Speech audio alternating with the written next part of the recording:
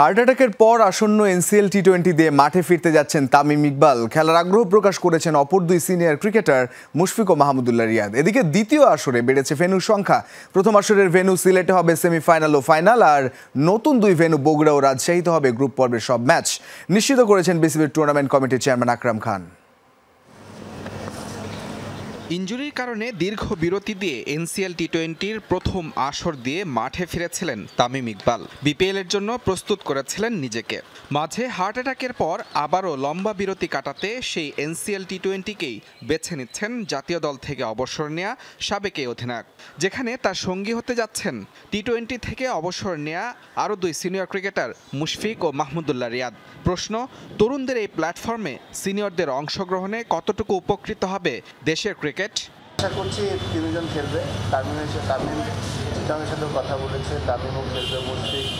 মুশফিক সে সিলেক্টরদেরকে request করেছে ও মনে সিলেক্টের পরে খেলতে চায়, তো সেটা আছে। এবং রিয়াদের সম্বন্ধে কোনো কিছু আমাকে বলে নেই, মানে সিলেক্টরদেরকে বলে না, বাট ডেফিনেটলি ও খেলবে।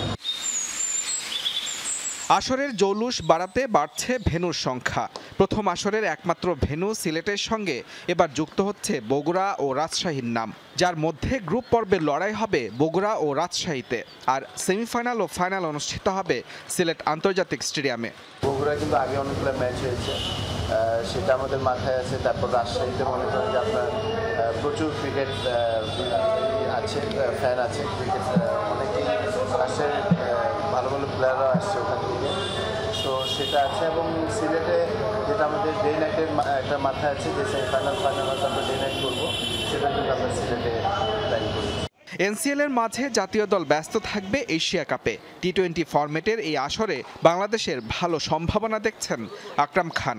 খুব ভালো একটা সম্ভাবনা আছে, যেহেতু আমরা শ্রীলঙ্কার সাথে সিরিজ জিতেছি, পাকিস্তানের মতো দলকে আমরা হারিয়েছি। যদি আমরা প্রপার ক্রিকেট খেলি, আমরা যে নর্মাল যে প্লেয়াররা যেভাবে ক্রিকেট খেলে সেটা যদি খেলে, তাহলে ইনশাআল্লাহ আমরা ভালো। আগামী 15 সেপ্টেম্বর মাঠে গড়াবে এনসিএল এর দ্বিতীয় আসর। মুজরাবিন তারেক, যমুনা স্পোর্টস, ঢাকা।